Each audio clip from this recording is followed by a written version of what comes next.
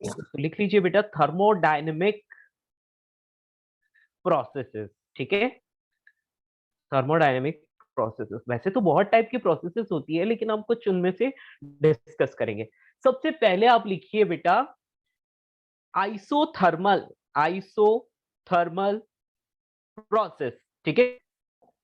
Isothermal process आप सबसे पहले लिखिए बेटा। आइसोथर्मल प्रोसेस को और क्या बोलते हैं, कौन सा लॉ बोलते हैं, याद है?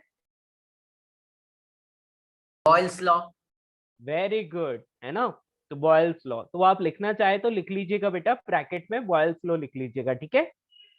या तो इसमें क्या होता है, टेम्परेचर कांस्टेंट रहता है, टेम्परेचर कांस्टेंट रहता है। और हम सब जानते हैं PV is equals to NRT होता है। ओके, एन कांस्टेंट है, आर कांस्टेंट है और टेम्परेचर भी कांस्टेंट है। इसका मतलब पीवी की वैल्यू क्या हो गई, कांस्टेंट हो गई। तो यदि पीवी की वैल्यू कांस्टेंट हो गई तो हम बोल सकते हैं एक चीज P1V1 is equals to P2V2, है ना। ऐसा हम लिख सकते हैं यदि क्वेश्चन सॉल्व करना है तब, है ना। वर्क डन 0 तो होगा। P और V या फिर हम इंडिविजुअली ऐसा बोल कांस्टेंट। सकते हैं कि या नहीं नहीं, इंडिविजुअली कांस्टेंट नहीं है, दोनों वेरिएबल है। यदि आप प्रेशर चेंज करोगे तो वॉल्यूम भी चेंज हो जाएगा, समझ रहे हो। तो they are inversely proportional, we can say. Got it? कोई प्रॉब्लम? No sir. नो। तो this is called what, Boyle's law, है ना। तो यहाँ पर आप बॉयल्स लॉ लिख सकते हो। और हमें क्या है, फिजिक्स में इतना जरूरत नहीं पड़ती इस नाम की, इसलिए मैं नहीं लिख रहा हूँ, ठीक है। लेकिन आपको केमिस्ट्री से इसको लिंक कर पाओ और आपको कोई प्रॉब्लम ना हो, उसके लिए आप बॉयल्स लॉ लिख लेना ब्रैकेट में आइसोथर्मल प्रोसेस के आगे, ठीक है। चलिए दोस्तों, अब बेटा एक बात बताओ, जब कभी भी इनवर्स रिलेशन होता है तो कर्व कैसा आता है, ग्राफ कैसा आता है? हाइपरबोला। तो मैं हाइपरबोल। यहाँ पर लिख लूंगा बेटा पीवी कर्व। क्या लिखूंगा, प्रेशर वॉल्यूम कर्व। सबसे पहले आप लिखेंगे पीवी कर्व। तो बेटा जो पीवी कर्व है ना, ये प्रेशर, ये volume, and it will be hyperbola. कैसा? रेक्टेंगुलर हाइपरबोला बोलते हैं इसको, ठीक है। इस तरह से। सर एक सेकंड ऊपर कर दिया। या यस बेटा जी, ठीक है। इससे ऊपर तो हेडिंग ही है। तो ये इसको क्या बोलते हैं, रेक्टेंगुलर हाइपरबोला। जब कभी भी इनवर्स रिलेशन होता है ना, तो बेटा इसी टाइप का कर्व आता है, ठीक है। नेक्स्ट, ये तो हो गया आपका पीवी कर्व, ठीक है। अब पीवी कर्व के बाद आप चाहते हैं कि सर और भी तो थर्मोडायनेमिक वेरिएबल हैं, तो आप उनके बीच में ड्रॉ करके बताओ। ठीक है, पीवी कर्व ड्रॉ कर लेते हैं टेम्परेचर और वॉल्यूम के बीच, है ना। तो ये टेम्परेचर और वॉल्यूम बेटा, पैरेलल रहेगा। यस, टेम्परेचर तो कांस्टेंट है, तो आप इस तरह से कर लोगे। बेटा मैंने क्यों इस लाइन को यहाँ ज्वाइन नहीं किया, वाई एक्सिस से टच नहीं किया, क्यों? क्योंकि वॉल्यूम जीरो थोड़ी है ना। वॉल्यूम यहाँ कहीं V1 से लेकर V2 तक हमने बढ़ाया होगा, ठीक है। समझ में आया? इसलिए मैंने इस यस लाइन सर। को टच नहीं किया, ऐसे ही रखा है, ठीक है। तो ये कौन सा कर्व हो गया, यहाँ पर आप लिखोगे टीवी कर्व, ठीक है। टेम्परेचर वॉल्यूम कर्व, तो टीवी कर्व लिखना काफी रहेगा, ठीक है ना। अच्छा, इसके बाद एक और कर्व हम ड्रॉ कर सकते हैं और वो है PT curve, pressure temperature curve. बेटा टेम्परेचर को इस वाई एक्सिस पर भी लिया जा सकता है, तो वो अपने हिसाब से आप कर लोगे, है ना।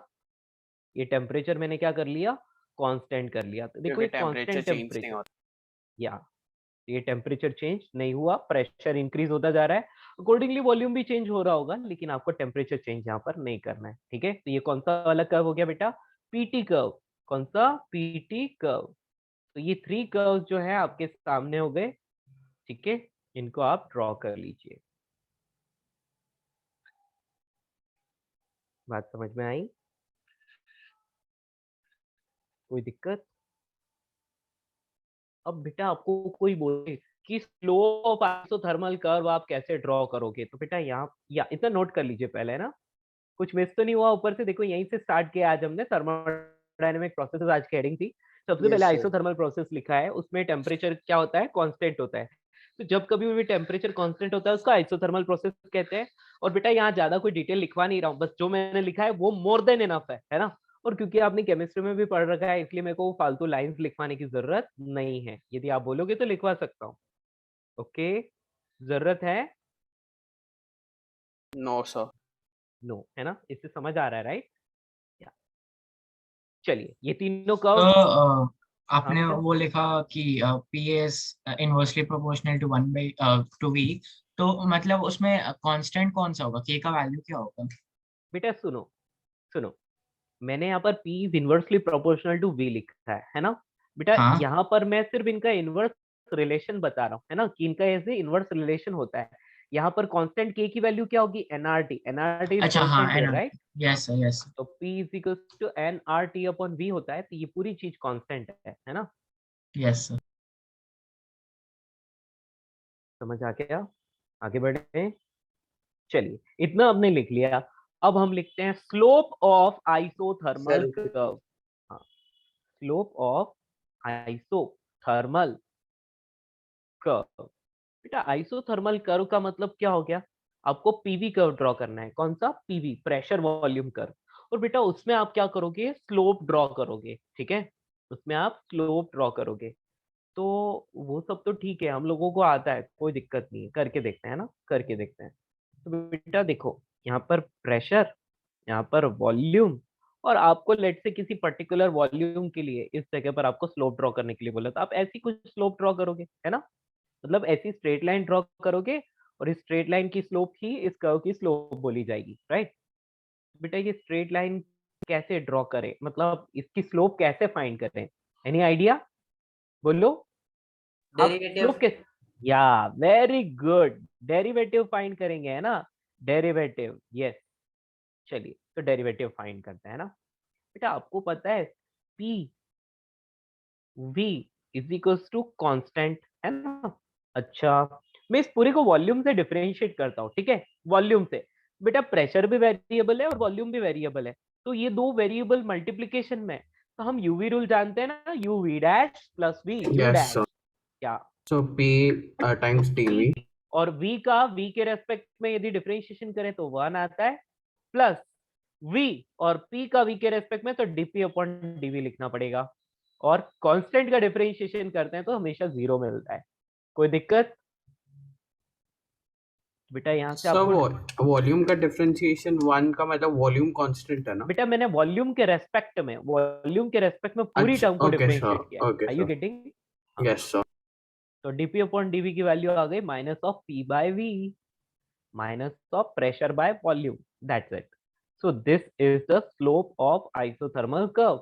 हम जैसे लिखते हैं ना dy by dx, तो y की जगह p है और x की जगह v है, तो dy by dx की जगह dp अपॉन dv आ गया, तो ये क्या आ गई, स्लोप आ गई, ठीक है, ये स्लोप आ गई। तो देखो स्लोप नेगेटिव है, नेगेटिव मतलब angle is greater than 90 degree, तो ये देखो एंगल ग्रेटर देन 90 डिग्री आ रहा है ना। आपने विथ रिस्पेक्ट टू डीवी किया है कि डीपी? बेटा वॉल्यूम के रेस्पेक्ट में डिफरेंशिएट किया, वॉल्यूम, हाँ सर। ठीक है, वॉल्यूम के रेस्पेक्ट में डिफरेंशिएट किया है ना। Yes sir. सर एक या सेकंड ऊपर करिए ना प्लीज। हाँ जी बिल्कुल। और यहाँ तक, और भी हाँ ऊपर। बस बस, ग्राफ ग्राफ। हम्म।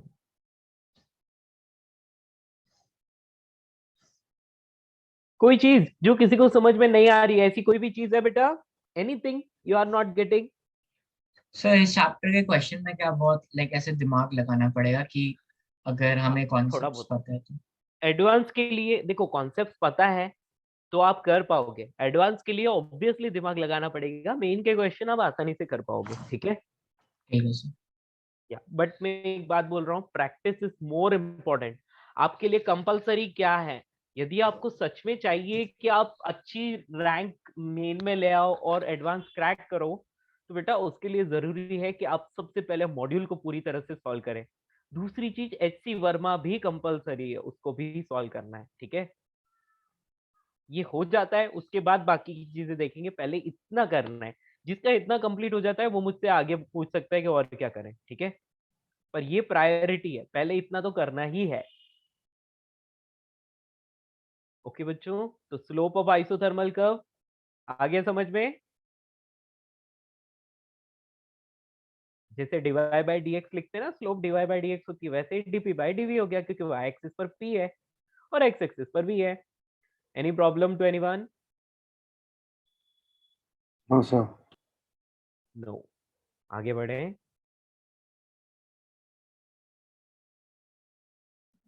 चलिए इतना तो सबको समझ में आ गया। अब मैं लिखता हूं इंटरनल एंड यहां पर लिखते हैं बेटा चेंज इन इंटरनल एनर्जी। क्या लिखेंगे? Change in internal energy. मतलब इस प्रोसेस में, कौन सी प्रोसेस? आइसोथर्मल प्रोसेस में इंटरनल एनर्जी में चेंज कितना होता है वो अपने को फाइंड करना है। तो बेटा चेंज इन इंटरनल एनर्जी का मैंने आपको एक ही फॉर्मूला लिखवाया, मतलब इंटरनल जीरो एनर्जी का होगा एक ही सर। फॉर्मूला लिखवाया था। हाँ बेटा यस। तो delta U is equals to f by two n R delta T होता है। और बेटा यहाँ पर तो टेम्परेचर कांस्टेंट है, तो बेटा यदि टेम्परेचर कांस्टेंट है इट मींस क्या? डेल्टा टी की value final temperature minus initial तो टेम्परेचर डेल्टा 0, यू 0 हो तो जाएगा। डेल्टा यू 0 हो जाएगा। ठीक है, तो this is the change in internal energy. ये आपको याद रखना है। ठीक है, इंटरनल एनर्जी आइसोथर्मल प्रोसेस में चेंज नहीं होती है, कांस्टेंट रहती है। ठीक है, समझ पाए? आगे बढ़ते हैं। ठीक है, तो ये तो हो गया चेंज इन इंटरनल एनर्जी। अब आती है इंपॉर्टेंट चीज, बहुत इंपॉर्टेंट चीज एक्चुअली, वर्क डन। क्या आता है? Work done. तो work done by the gas, बेटा याद रखना हम जो भी कैलकुलेट कर रहे हैं वो बाय द गैस कर रहे हैं। केमिस्ट्री में क्या होता था? By surrounding on the gas होता था, लेकिन यहां पर क्या है? Work done by the gas. Okay, तो work done by the gas की बात कर रहे हैं, तो हमने इसका फॉर्मूला पढ़ा था। क्या पढ़ा था? हमने पढ़ा था कि जो इंटीग्रेशन ऑफ वर्क डन था पीडीवी। वो था इंटीग्रेशन ऑफ पीडीवी। यस, इतना था। ओके, तो आप बोलोगे कि सर हमने तो कुछ अलग ही फॉर्मूला देखा था केमिस्ट्री में, वो कैसे आया? वो यहीं से आया बेटा। कैसे आया हम जानते हैं। क्या जानते हैं?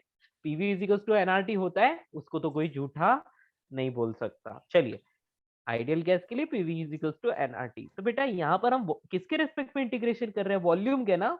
यस। Yes sir. अच्छा, हमारे लिए कौन प्रॉब्लम क्रिएट कर रहा है? Pressure, right? हाँ। तो क्यों ना मैं प्रेशर को P is equals to NRT upon V लिख लूं, क्योंकि ऊपर वाली तो पूरी टर्म कांस्टेंट है और नीचे वाली टर्म जो है वो वॉल्यूम है, मतलब हम वॉल्यूम के रिस्पेक्ट में इजीली इंटीग्रेट कर पाएंगे। Yes, yes sir.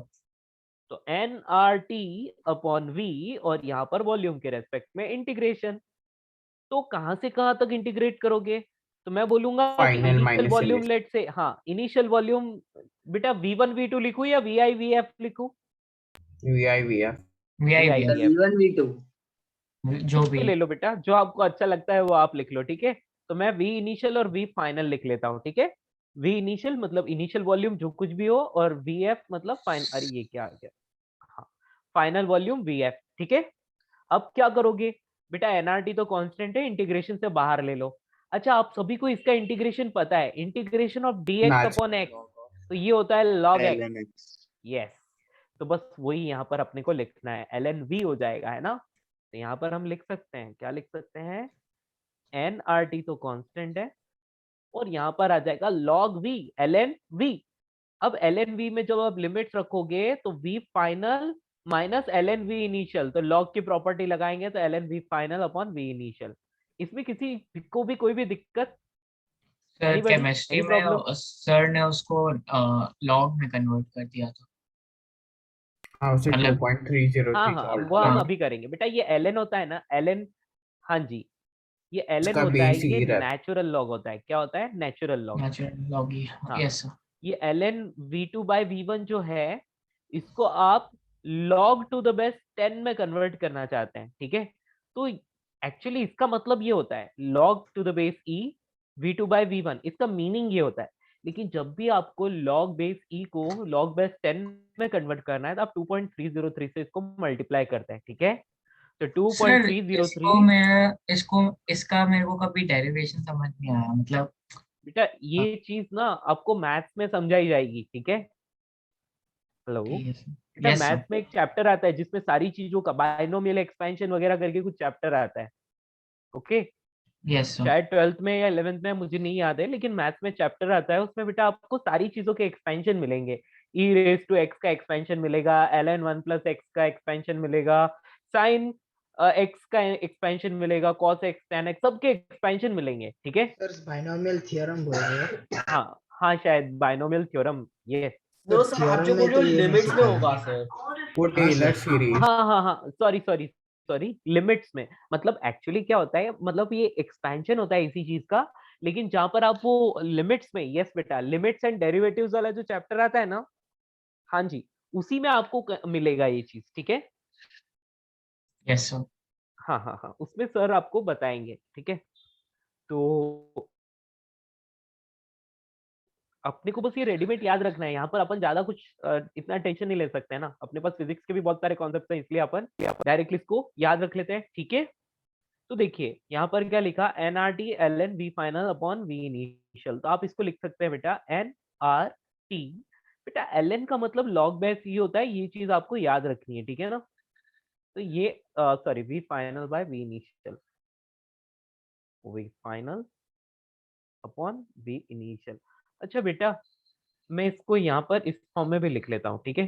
2.303 303 N R T log to the base 10, ठीक है, log to the base 10 v final upon v initial, ऐसा लिख लो इसको, ठीक है। तो ये आ जाएगा work done by the gas, remember bye the gas है ये।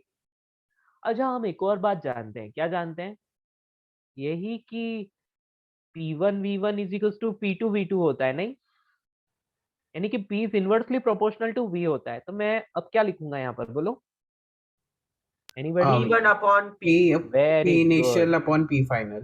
यस, तो P initial upon P final, बेटा ये लॉग बेस ई है ना, यानी कि यहाँ ln लिख लेता हूँ, तो P initial upon P final, just inverse relation आ गया, ठीक है। 2.303 NRD log to the base 10 P initial upon P final. किसी को कोई भी प्रॉब्लम बच्चों, एनीबॉडी? तो ये दोनों फॉर्मूला, दोनों में से एक भी याद रखेंगे तो काम हो जाएगा, बस आपको पता होना चाहिए कि इनवर्स रिलेशन है इसलिए ऐसा हुआ, ठीक है। तो आप ऐसे लिख सकते हो, क्या लिख सकते हो, P initial upon P final is equal to V final upon V initial, ठीक है।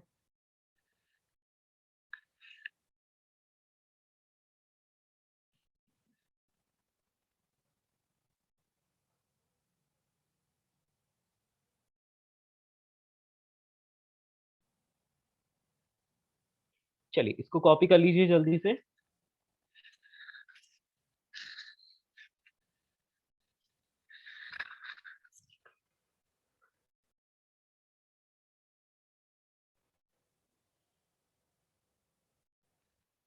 नॉट इट बच्चों? 1 मिनट से please। हाँ जी बिल्कुल, तो आराम से एक लिखिए, बार कोई दिक्कत। हाँ चेंज इन इंटरनल एनर्जी दिखा सकते हैं? हाँ जी, देखिए जूम आउट कर हमने दीजिए स्टार्ट, ताकि। हाँ अपन ने थर्मोडायनेमिक प्रोसेस से स्टार्ट किया था, सबसे पहला था आइसोथर्मल प्रोसेस, उसमें ये सारी चीजें आपने नोट कर ली थी। उसके बाद स्लोप ऑफ आइसोथर्मल प्रोसेस, ये सबने नोट कर लिया, यस Yes। सर। ओके। उसके बाद change in internal energy, sir आपने पिछले क्लास में ये दिया था क्या होमवर्क? मैंने नहीं दिया था बेटा, होमवर्क नहीं दिया था, मैंने बोला था कि थर्मोडायनेमिक प्रोसेसेस कंप्लीट होने के बाद हम होमवर्क देंगे, ठीक है है ना। सर। यस। या ये वर्क डन नोटेड।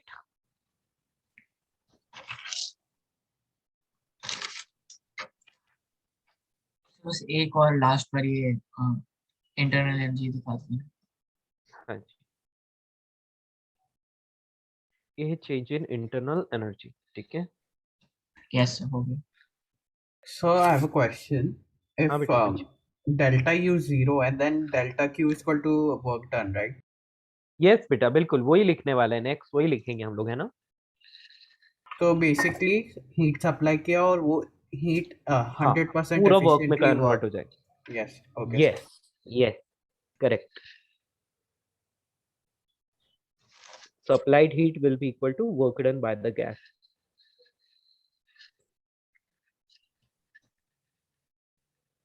ठीक है। तो बेटा जिस तरह से मैं पढ़ा रहा हूँ उससे आपको केमिस्ट्री वाले से कंफ्यूजन तो नहीं हो रही है? सर नो सर, क्लियर हो नो, जा रहा है जो क्या ठीक है मैं ना, कर रहा हूँ। क्योंकि मैंने पूरी तरह से आपको बता दिया कि टर्मिनोलॉजी में क्या डिफरेंस है, ठीक है। तो भी लास्ट में जब जब चैप्टर कंप्लीट हो जाएगा उसके बाद मैं फिर से एक और बार आपको वो पॉइंट बता दूंगा कि कहाँ दोनों में डिफरेंस है। सर अभी जो आपने स्टेटमेंट बोला कि जो हीट प्रोड्यूस्ड होगा वो गैस का वर्क डन से इक्वल है, वो मुझे समझा नहीं मतलब। नहीं नहीं, वही मैं अब नोट करवाऊंगा बेटा, वो अब मैं नोट करवाऊंगा, ठीक है ना। वो अभी किया नहीं है हमने, मैं आपको पहले लिखने के लिए टाइम दे रहा हूँ ना। इसको ठीक नोट है कर सर। लिया सबने? नहीं ठीक है सर। कर लो कर लो, इसको नोट कर लो, फिर आगे बढ़ते हैं, ठीक है।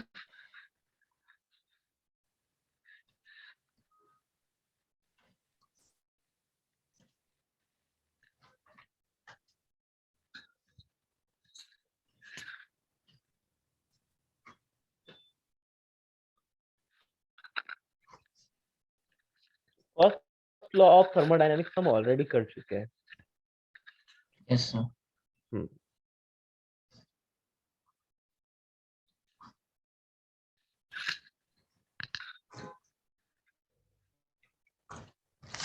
Sir first law of thermodynamics जो है वो क्या जो हमने लाइक इसमें पढ़ा था लॉज ऑफ मोशन में, नहीं लॉज ऑफ मोशन में नहीं, वर्क पावर एनर्जी में, कि एनर्जी कंजर्व्ड होता है, मतलब वो सिमिलर है क्या वो दोनों, मतलब क्या सेम ही बेटा? है ना जो first law of first. Thermodynamics मतलब total energy will remain conserve, ठीक है।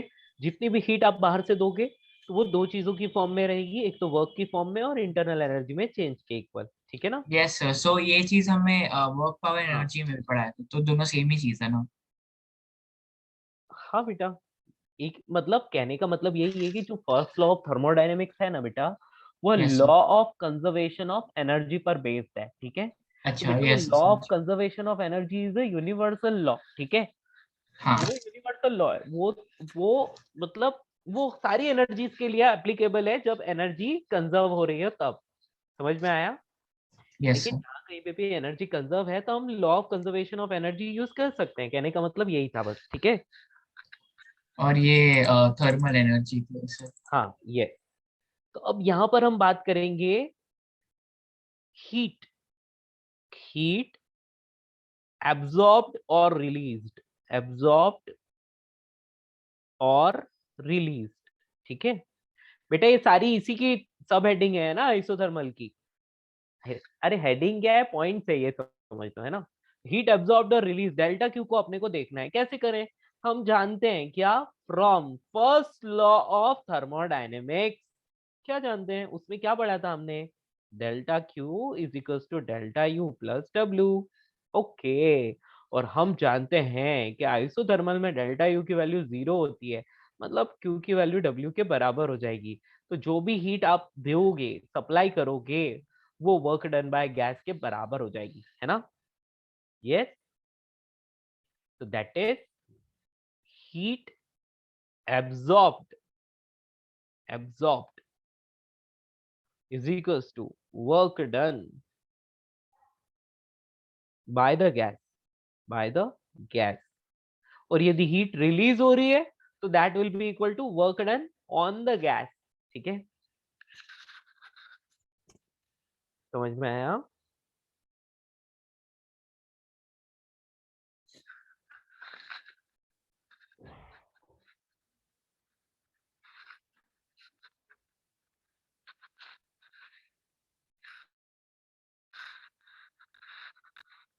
सर मतलब अगर एक कंटेनर है जिसके अंदर लाइक बहुत गैस है, एंड देन उसको हम लोग हीट करते हैं, तो अगर गैस जितना डिस्प्लेसमेंट करेगा एक गैस का मॉलिक्यूल, उतना हीट हमने दिया है उस पर्टिकुलर टाइम में।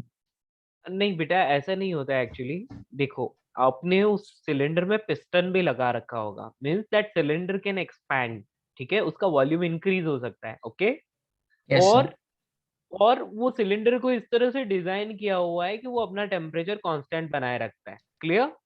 यानी कि गैस यस का सर। टेम्परेचर कांस्टेंट बनाए रखता है।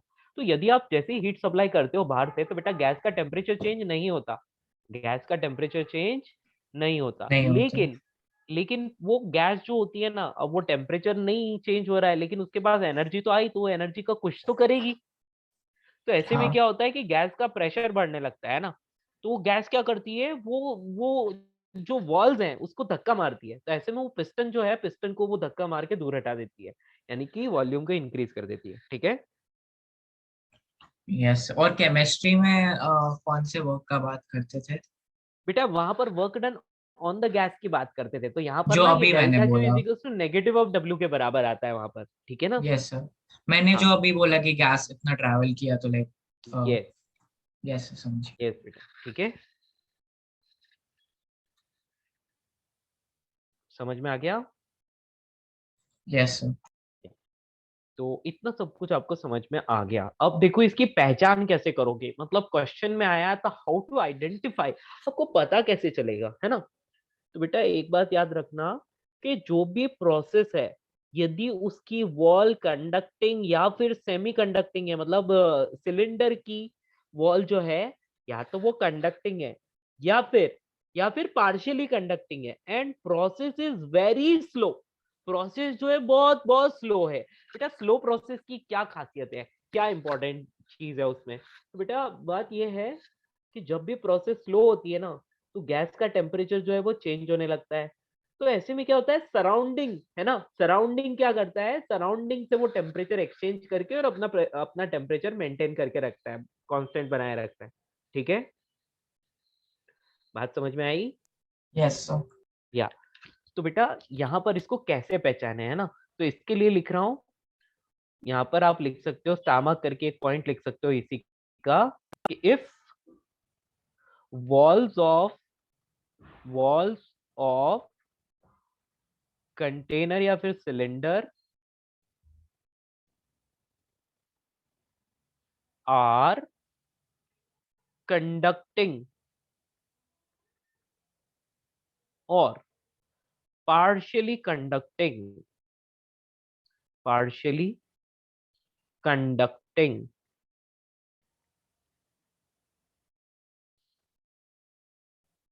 and process is very slow, बहुत स्लो प्रोसेस है, मतलब आप एक्सपेंशन कर रहे हो चाहे कंप्रेशन कर रहे हो, बहुत धीरे धीरे कर रहे हो, है ना, तो process is very slow, then the system get sufficient time, the system get sufficient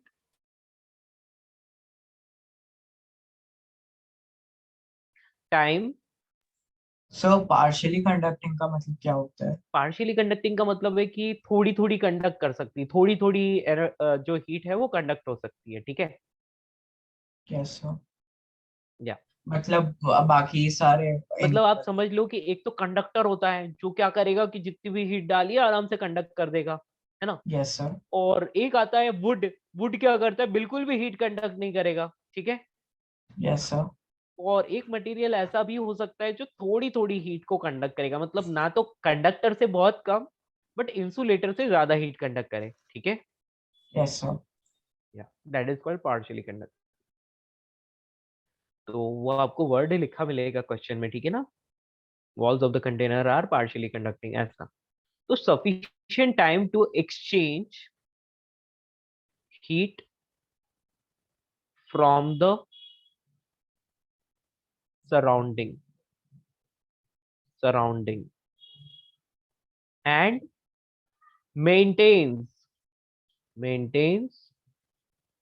its temperature constant, मतलब वो अपना कांस्टेंट टेम्परेचर क्या कर लेता है, मेंटेन कर लेता है ऐसी कंडीशन में, जब वॉल्स की जो कंटेनर की वॉल्स है ना वो कंडक्टिंग होती है, और साथ ही साथ प्रोसेस जो है वो बहुत स्लो है, मतलब आप एक्सपेंशन कर रहे हो चाहे कंप्रेशन कर रहे हो और बहुत धीरे धीरे कर रहे हो, तो ऐसी कंडीशन में क्या हो जाएगा कि प्रोसेस बहुत ही स्लो है, तो जो भी सिस्टम है वो सराउंडिंग से हीट एक्सचेंज करके अपने टेम्परेचर को कांस्टेंट मेंटेन कर पाता है ना। तो such type of process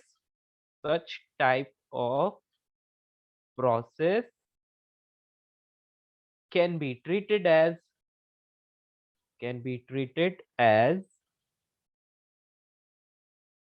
isothermal process, ठीक है। ऐसी प्रोसेस को आइसोथर्मल प्रोसेस बोलते हैं।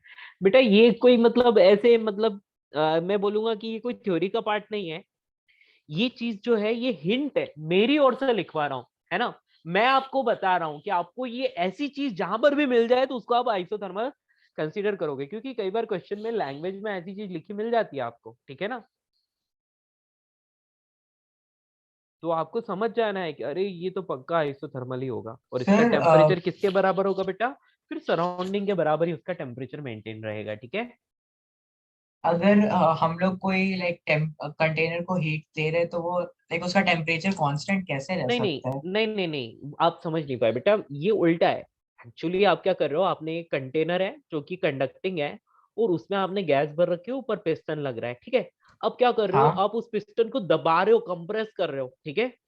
हाँ आप क्या कर रहे हो, पिस्टन को दबा रहे हो, कंप्रेस कर रहे हो। तो जैसे ही आप कंप्रेस कर रहे हो, तो अब आप क्या कर रहे हो, गैस के ऊपर वर्क कर रहे हो, है ना। तो ऐसे में क्या यस होगा, सर, गैस का टेम्परेचर बढ़ना चाहिए, क्या होना चाहिए, बढ़ना चाहिए। बढ़ना चाहिए। हाँ, बट होता क्या है कि प्रोसेस इतनी स्लो है कि टेम्परेचर बढ़ने की जगह जैसे ही थोड़ा सा ही टेम्परेचर बढ़ने लगता है, और वो कंडक्टिंग वॉल से निकल के सराउंडिंग से अपना अपना टेम्परेचर जो है वो बैलेंस कर लेता है, ठीक है। समझ में आया, क्योंकि वो वॉल से हीट क्या रिलीज निकल कर जाता देता है? है, वो हीट रिलीज कर देता है, क्लियर। गैस। आप जो भी गैस के ऊपर वर्क कर रहे हो, work done on the gas is equals to heat release, simple. हाँ हाँ, ओके वो समझ। हीट रिलीज करके अपना टेम्परेचर को कांस्टेंट बनाए रखता है, ठीक है। एंड सर, तो वो delta Q equal to work done वाला रिलेशन इसमें भी वैलिड रहेगा? नहीं सर, माइनस डब्ल्यू रहेगा ना हाँ, उसमें, वहां पर क्योंकि आप कंप्रेस कर रहे हो तो माइनस डब्ल्यू, ठीक है। एक्सपेंशन होता तो प्लस डब्ल्यू, सिंपल, है ना। ये सब, बट वो हीट मतलब लॉस हो जा रहा है ना एसेंशियली, हाँ सो बेटा देखो, एक तभी एक भी बात सुनो, वैलिड एक रहेगा। मिनट बेटा रुको। यदि हमने लेट से कंप्रेशन किया, तो delta Q will be equal to minus W लिखोगे, negative of work done by the gas. इसका मतलब क्या हो गया, इसका मतलब हो गया कि डेल्टा क्यू नेगेटिव मतलब heat released by the system, system से हीट निकल के सराउंडिंग में चली गई, इसका मतलब ये हुआ, ठीक है। Yes sir. Okay sir, got Yeah. It. और यदि आपने एक्सपेंशन किया, तो इसका मतलब delta Q will be equal to W. तो इसका मतलब सिस्टम को हीट की उस सराउंडिंग रिक्वायरमेंट से होगी हीट वर्क रहेगा। करने के लिए, तो वो सराउंडिंग से हीट ले लेगा, ठीक है। यदि सर नहीं तो लेगा तो टेम्परेचर फॉल हो जाएगा, इसलिए वो सराउंडिंग से हीट ले लेगा, ठीक है। गैस ने तो हीट रिलीज किया ना, तो टेम्परेचर और हीट में रिलेशन क्या है जो बेटा मैंने टेम्परेचर? आपको एक चीज बताई कि जब कभी भी हीट रिलीज होती है तो वो नेगेटिव लेते हैं, ये मैंने लिखवा दिया आपको ऑलरेडी लास्ट क्लास में, okay. Yes sir, yes sir. या, और जब कभी भी हीट एब्जॉर्ब होती है तो वो पॉजिटिव होगी, ठीक है। मतलब सिस्टम हीट गेन कर रहा है तो डेल्टा क्यू की वैल्यू पॉजिटिव आनी चाहिए, और सिस्टम हीट रिलीज कर रहा है तो डेल्टा क्यू नेगेटिव आना चाहिए, ठीक है। Yes sir. अभी क्लियर हुआ आपका डाउट। नहीं सर, मैं ये पूछ रहा हूँ कि हीट और टेम्परेचर के बीच में लाइक रिलेशन क्या है? बेटा हीट और टेम्परेचर के बीच में यही रिलेशन है कि लेट से मेरे बॉडी का टेम्परेचर अभी 40 डिग्री सेल्सियस है ना। मैं खाना हाँ बना के आ रहा हूँ, मुझे पसीना नहीं हुआ, लेकिन मैं चूल्हे के पास खड़ा था, इसलिए मैं हीट हो गया, गर्म हो गया, है ना। तो अभी हाँ मेरे मेरे बॉडी का टेम्परेचर 40 डिग्री सेल्सियस हो गया। अब मैं वापस रूम में आऊंगा, वहाँ फैन चालू करके बैठ जाऊंगा, ठीक है। तो वहां से क्या हाँ। होगा, मेरी बॉडी से क्या होगा, हीट रिलीज होगी और मेरा टेम्परेचर अभी डाउन हो जाएगा। तो मतलब हीट रिलीज होती है कहीं से, तो वहां का टेम्परेचर क्या होना चाहिए, नीचे आना चाहिए, डाउन होना चाहिए, ठीक है। नहीं सर, मैथमेटिकल रिलेशन क्या है, जैसे फॉर्मूला वाइज? हाँ बिल्कुल बताएंगे।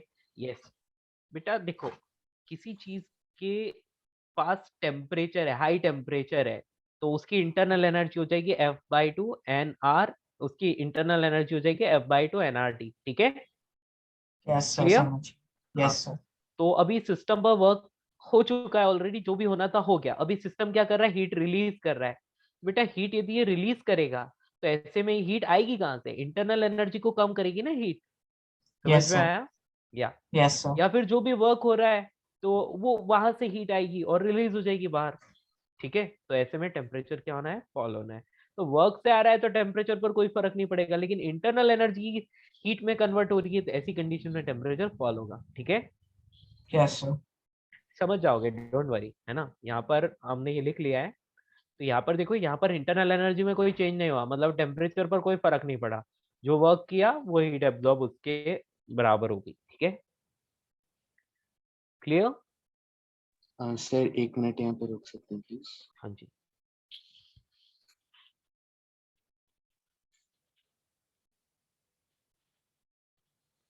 बेटा इतना मत सोचो, आप बस देखो सिंपल सिंपल सी चीजें है ना, क्या आइसोथर्मल प्रोसेस मतलब डेल्टा यू जीरो, ओके, और जितनी भी हीट एब्जॉर्ब करेगा उससे सिस्टम वर्क कर लेगा, ठीक है। So heat absorbed is equals to work done by the system.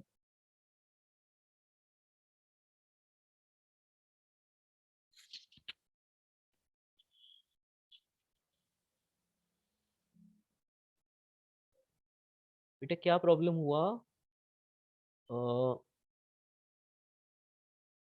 German जय, नहीं सर, वो किसी और को डालिए। Okay. Aditya, you are not able to attend the lecture as I am traveling, so sir can you please share the, हाँ obviously बेटा मैं रिकॉर्डिंग शेयर कर देता हूँ हमेशा, है ना। चलिए, तो ये फर्स्ट लॉ ऑफ थर्मोडायनेमिक्स को यूज करके हमने सारी चीजें कंप्लीट कर ली। मुझे लगता है कि ये पूरा आपको अच्छे से समझ में आ गया, और किसी को कोई डाउट हो तो मुझसे डिस्कस कर सकते हैं। Any doubt? नो? चलिए एक क्वेश्चन करते हैं, ठीक है। क्वेश्चन इज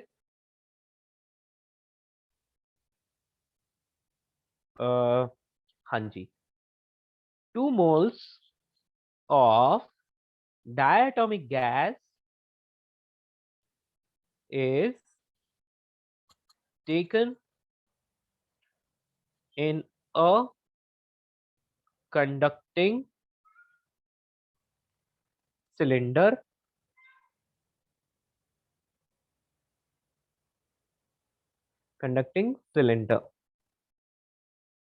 ठीक है। if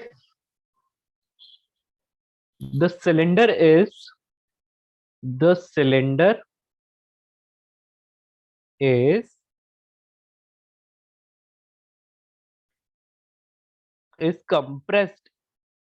compressed to 1/4 of its initial volume, 1/4 of its initial volume,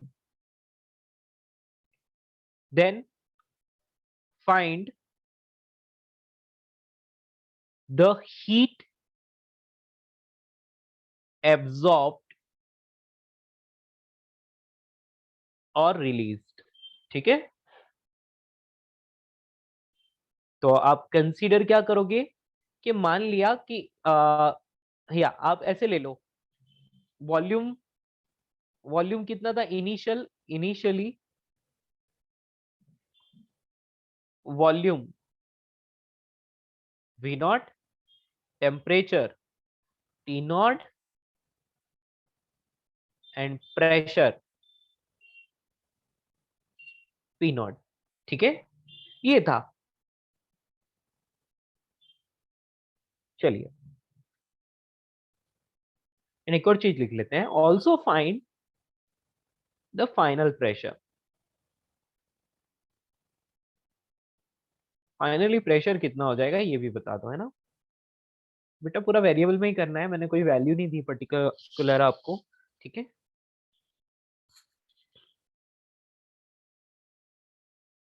And you have only and only 1 minute to solve this question. Sir final pressure 4 P not है sir. Good.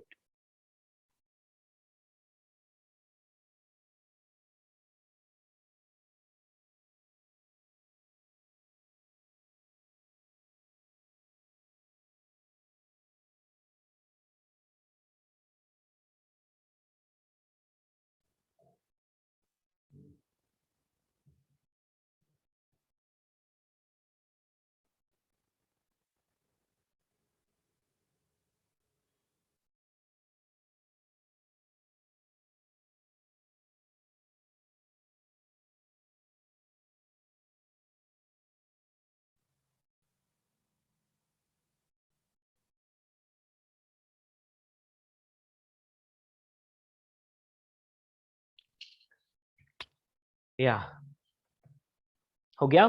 तो एक बात तो समझ में आ गई, P1V1 is equals to P2V2, है ना। और वॉल्यूम कितना हो गया, 1/4 हो गया, V0/4 हो गया। देखो लिखा है कि compressed to 1/4 of its initial volume, sir 1/4 यहाँ पे वॉल्यूम तक। कहाँ लिखा है कि ये प्रोसेस आइसोथर्मिक है, आइसोथर्मल है? एक मिनट, मैं यहाँ पर नहीं लिखा क्या, अरे यार, रुको रुको रुको, हाँ सर लेकिन आपने ये लिखा है सर कि कंडक्टिंग सिलेंडर है।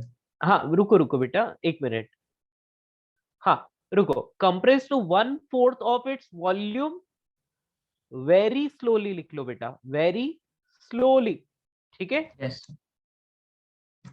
या यहाँ पर वर्ड डाल दो बेटा, वेरी स्लोली, कहाँ, वॉल्यूम के जस्ट बाद।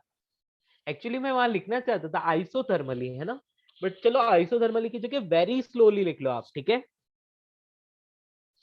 यस। या तो वेरी स्लो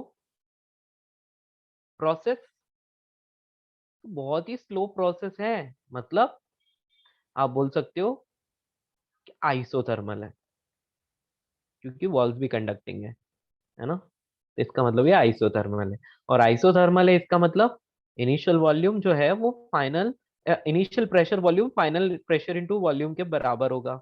ओके, तो इसका मतलब आपको पता चल गया कि फाइनल प्रेशर जो होगा वो 4 टाइम्स ऑफ इनिशियल प्रेशर के बराबर होगा, ठीक है। चलिए, इतना आपको समझ में आया।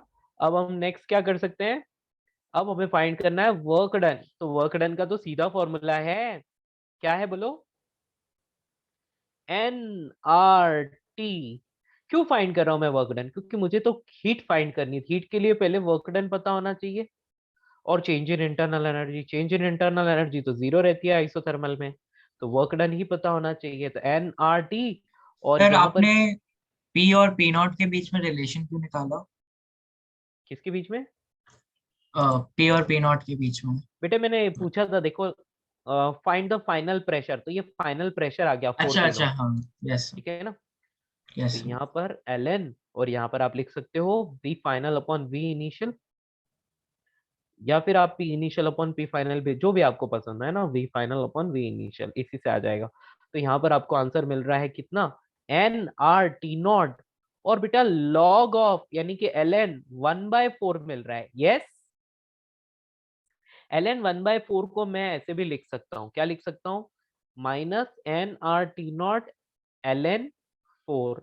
अच्छा, ln 4 को भी हम और लिख सकते हैं, 2 ln 2 लिख सकते हैं, है ना, बट ठीक है ऐसे ही छोड़ दो इसको, है ना। तो इसका मतलब आपको वर्क डन कितना मिला, नेगेटिव, ठीक है कोई बात नहीं, कंप्रेस किया था आइसोथर्मली, तो ऑब्वियसली वर्क डन तो नेगेटिव ही होगा कंप्रेशन के वक्त।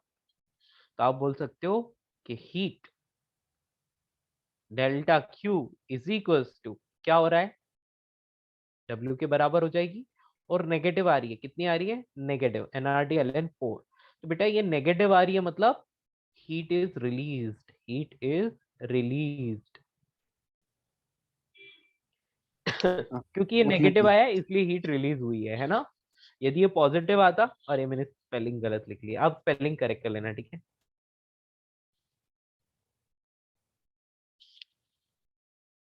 सर आपने माइनस क्यों लिया था W को? बेटा मैंने माइनस लिया नहीं, ये माइनस ऑटोमेटिक आया, कैसे आया, बेटा 1/4 को आप 4 लिख रहे हो, है ना, आपको पता है log 1/4 को यदि आप log 4 बनाते हो तो नेगेटिव आगे आता है, कैसे, हाँ। हम ऐसे लिख सकते हैं ना, log 1/4 को हम ऐसे लिख सकते हैं, log 4 रेज टू -1, और -1 जो भी पावर होती है वो आगे आ जाएगी, -1 ln 4, रिमेम्बर log की प्रॉपर्टी। यस। या तो ये चीज हमें लगानी नहीं पड़ रही, ऑटोमेटिक ही आ रही है, ठीक है ना। तो ऐसे सर ही साइन आपने करेंगे, वी एफ बाई वी आई को 1/4 कैसे लिखा? बेटा VF final volume is V0/4, हाँ। और initial volume is V0। Yes sir. मैं प्रॉपरली लिखूं, यहाँ पर लिख लेता हूँ, ठीक है, V0/4 ऑन V0, तो यहाँ NRT0 ln 1/4 हो गया, ठीक है, अभी ठीक है। Yes sir.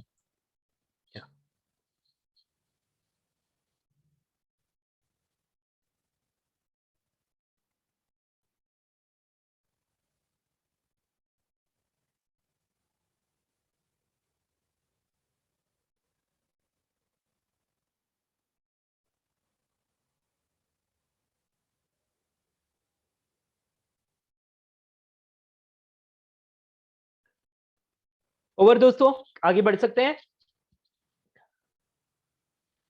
Next number 2, isochoric process लिख लीजिए। आइसोकोरिक।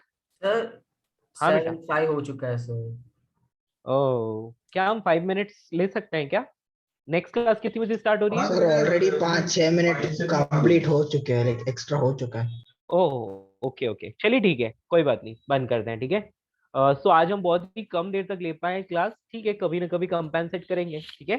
एक्सक्यूज मी सर, हाँ बेटा, सर हम लोग वर्क का फॉर्मूला में वीएफ बाई वीआई के जगह पीएफ बाई पीआई भी तो लिख बिल्कुल सकते हैं कर ना? सकते हैं। हाँ, यस बेटा, बिल्कुल तो आपकी सर इच्छा। वो तो ln4 हो जाता, माइनस तो रहता ही नहीं, तो वो तो वैल्यू ही बदल जाता है w का। क्यों बेटा? Initial volume is a- P, initial pressure is P naught और final pressure is 4 P naught, तो भी 1/4 ही आता। फोर नहीं, Yes. 4 वीएफ बाई वीआई होते हैं, ln VF by VI, and देखो, 4 P not divided by P naught, तो P not cancel, तो ln4। अरे नहीं, ये फाइनल प्रेशर तो 4 पी नॉट है ना। देखो ln, यहाँ पर क्या है, v final upon v initial, तो ये तो हो Yes, रहा sir. है ln 1/4 आ रहा है, v0/4 अपॉन v0, तो ये 1/4 आ रहा है। ओके, ऐसे ही ये भी Yes. p initial upon p final होता है। अच्छा, यहाँ पर पे क्या इनिशियल उल्टा होता है है। बेटा, उल्टा है, रिलेशन है। ओह, यस सर, देखो देखो समझ गया। फॉर्मूला मैंने क्या लिखवाया है, यस सर, समझ गया। तो यहाँ पर भी 1/4 ही आता, ठीक है। वो चीज यस सर। बेटा आप कैसे भी करो, आंसर सेम ही आएगा, है ना, आंसर चेंज नहीं होगा। दैट्स ऑल, ठीक है बच्चों। Yes sir. Yeah. So that's all for today. See you in the next class. Sir आप होमवर्क भी दोगे क्या? बेटा होमवर्क केटीजी से रिलेटेड क्वेश्चंस बेटा सॉल्व कर लेना, और तो क्या बोलूं मैं, है ना। ठीक है, ठीक है सर वो सर। क्वेश्चन थोड़े लाइक सेलेक्ट करके दे सकते केटीसी के। Okay. यस सर, ओके बेटा, मैं ग्रुप में पोस्ट कर दूंगा, ठीक है ना। ठीक है सर, नो प्रॉब्लम। ठीक, थैंक यू सर। ओके, या बाय बाय दोस्तों।